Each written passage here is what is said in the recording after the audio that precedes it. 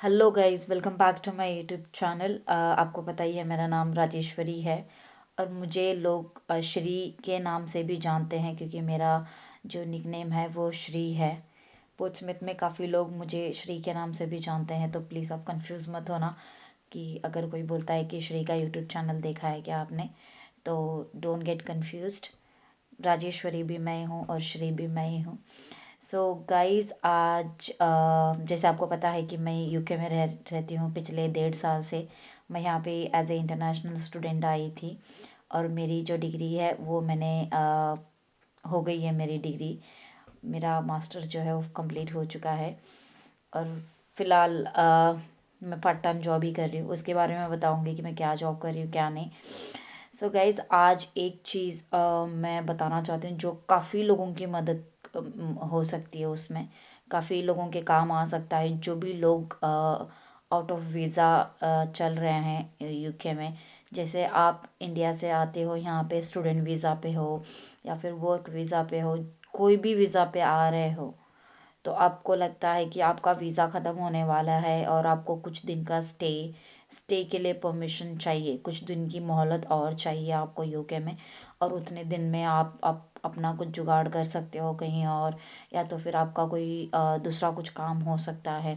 जैसे कुछ लोगों को 3 से 4 महीने की ज़रूरत होती है, कुछ लोगों को 1 साल की ज़रूरत होती है।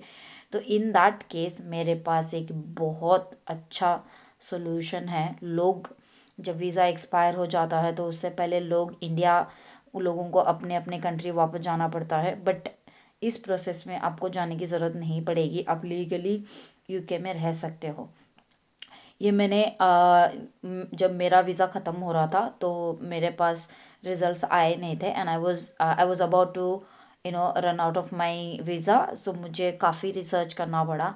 इवन तो अगर आप यूनिवर्सिटी में भी जाओगे तो स्टूडेंट जो अम्बेसडर होते हैं, इंटरनेशनल स्टूडेंट अम्बेसडर, उन्हें भी इतनी डिटेल्स नहीं है उनके पास, उन्हें भी इतनी जानकारी नहीं है जितनी मुझे है। बिकॉज़ मैंने बहुत एफ़र्ट्स डाले इन ऐसी इन्फॉर्मेशन निकालने के लिए और मैंने काफ़ी रिसर्च करी इन चीज़ों पे कि क्या वीज़ा कैसे काम करता है, कौन सा वीज़ा कैसे चलता है। अगर आप वीज़ा रन आउट कर रहे हो, जैसे आपका वीज़ा ख़त्म हो रहा है और आपको यहाँ पे रहना है, आपको कुछ दिन की मोहलत है, तो आपको स्टिल यहाँ पे एक 4 से 5 महीने एक्स्ट्रा रहना है, तो उसके लिए कौन सा आपको एप्लीकेशन डालना है, क्या एप्लीकेशन डालना है, इन चीज़ों के बारे में मैंने बहुत जानकारी ली। और मैंने बोलते ना, एक लॉयर से भी मैंने बात करी यूके में, सॉलिसिटर से, और उन्होंने मुझे लिटरली बहुत अच्छी इन्फॉर्मेशन दी।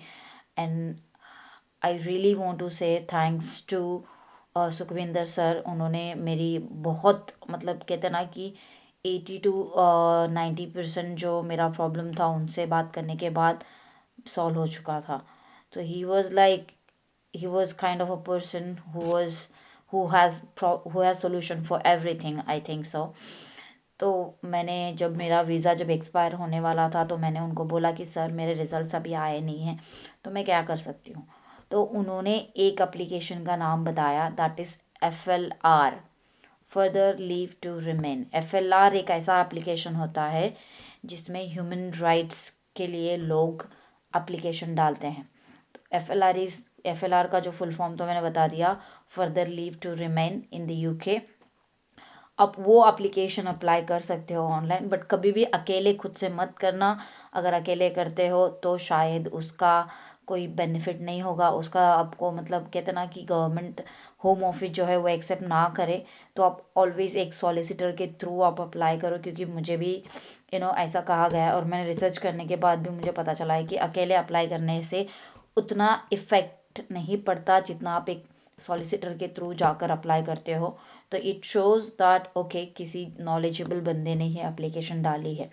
तो फर्दर लीव टू रिमेन कब डालना होता है? सपोज़ आप एक स्टूडेंट वीज़ा पर हो और आपकी जो स्टूडेंट वीज़ा है वो December 30 को ख़त्म होने वाली है और आपके जो रिज़ल्ट है वो आएंगे 15 या तो 20 जनवरी को। अगर आपको यूके में रहना है तो आपको FLR अप्लाई करना पड़ेगा। और FLR में there are 2 types of FLR। एक तो फ़ी वेवर एप्लीकेशन होती है और एक पेड एप्लीकेशन होती है। तो हम फिलहाल फ़ी वेवर एप्लीकेशन के बारे में बात कर रहे हैं। तो पेड एप्लीकेशन के लिए मैं दूसरा वीडियो बनाऊंगी, पार्ट 2, सेम टाइटल के साथ। तो फ़ी वेवर में आपको कोई पैसे भरने की ज़रूरत नहीं होती है। उसमें आपको एक सॉलिसिटर को पकड़ना है, उनकी जो भी फ़ीस होगी सॉलिसिटर की वो फ़ीस आपको देनी होती है। एंड देन आपको उनको बोलना है कि ये मेरा सोल्यूशन, ये है मेरी प्रॉब्लम है और मुझे इसके लिए इतने दिन की मोहलत चाहिए, तो मुझे एफएलआर एप्लीकेशन ड्रॉप करना है। तो वो आपकी एप्लीकेशन डाल देंगे। और जब फ़ी वेवर की बात कर रही हूँ मैं, तो फ़ी वेवर में आपको गवर्नमेंट को कोई फ़ीस पे करने की ज़रूरत नहीं। आपका जो एप्लीकेशन है वो फ्री में गवर्नमेंट के पास जाएगा, लेकिन आपको सॉलिसिटर के पैसे फ़ीस भरनी पड़ेगी। और उसमें जब आप फ़ी वेवर में जाते हो तो आपको एटलीस्ट 4 से 5 महीने का टाइम मिलता है। तो आप उन 4 से 5 महीनों में अगर आपको लगता है कि आपका रिज़ल्ट आ जाएगा, तो आप अपना PSW अप्लाई कर सकते हो। या तो जैसे आपका वर्क वीज़ा ख़त्म हो रहा है, तो आप वर्क वीज़ा के बाद ख़त्म होने से पहले आप आप FLR अप्लाई कर सकते हो। और 3 से 4 महीने जो भी आपके पास टाइम है, उस टाइम में अगर आपको लगता है कि आप दूसरा एक स्पॉन्सर्ड जॉब ढूंढ सकते हो, तो वो भी आपके लिए बहुत बेनिफिट है। और गाइस, FLR अप्लाई कब करना होता है? जैसे आपका वीज़ा समझ लो 30 दिसंबर को ख़त्म हो रहा है, तो आपको 29 दिसंबर को ही आपको आपका FLR एप्लीकेशन आपको सबमिट करना होता है। जबकि एक दिन पहले आप वीज़ा एक्सपायरी के बाद ना करो तो बेहतर है, एक दिन पहले करो। अगर स्पेशली अगर सैटरडे संडे आता है, तो आई वुड एडवाइस कि आप फ्राइडे ही कर दो, वीकेंड पे ना ही करो तो बेहतर है। बिकॉज़ यहाँ पे वीकेंड्स पे गवर्नमेंट्स कभी काम नहीं करती, कभी करती है, तो डिपेंड्स ऑन द सिचुएशन। और मुझे लिटरली आइडिया नहीं है कि सैटरडे संडे कोई भी गवर्नमेंट काम करते हैं या नहीं। Because usually Saturday Sunday is resting day for the whole world, not only for like in the UK. So it's better not to prefer on weekends. Try to apply, try to submit your application on weekends rather than weekends. सो इसकी जो fees है वो तो कुछ है नहीं, आपको solicitor की फ़ीस देनी पड़ेगी। और जब तक आपका एप्लीकेशन एक प्रोसेस में चल रहा है under the government home office के अंडर, जब तक आपका एप्लीकेशन प्रोसेस में है, आप यूके में लीगली रह सकते हो और आप काम भी कर सकते हो। तो आपको कोई रोकेगा टोकेगा नहीं यहाँ पे। और अगर आप स्टूडेंट हो, तो आपका जो स्टेटस होगा फ़ी वेवर एप्लीकेशन में, वो स्टूडेंट का ही स्टेटस होगा। और आपको पार्ट टाइम ही जॉब करना है, आप फुल टाइम नहीं कर सकते फ़ी वेवर एप्लीकेशन डाल के। चाहे वो फ़ी वेवर हो या फिर वो पेड हो, it doesn't matter.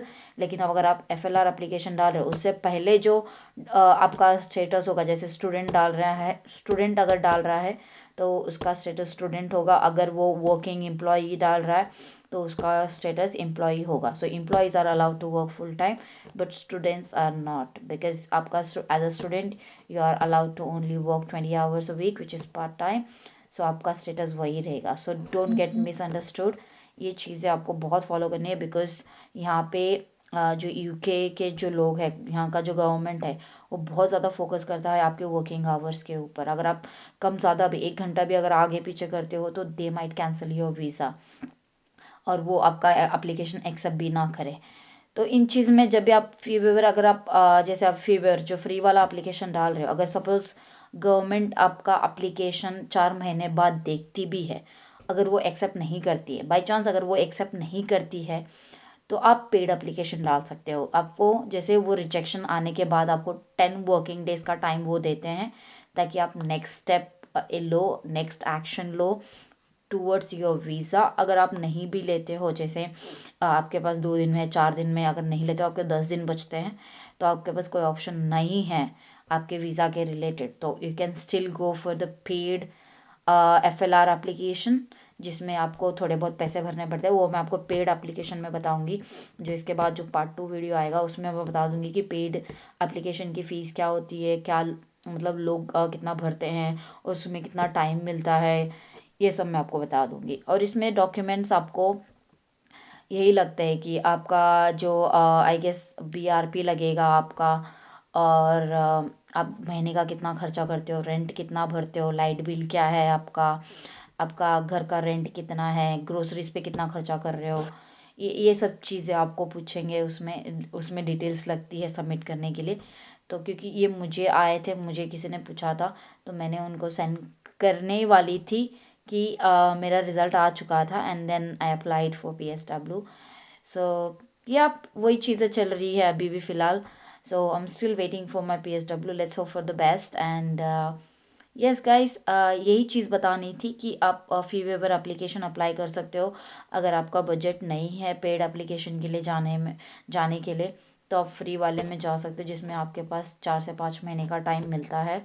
Depends on the up queue of application. अगर एप्लीकेशन की जो क्यू है अगर वो लंबी है तो you might get like 6 to 8 months। अगर कम है तो you might get your response within 2 months as well. So don't depend on the fee waiver application.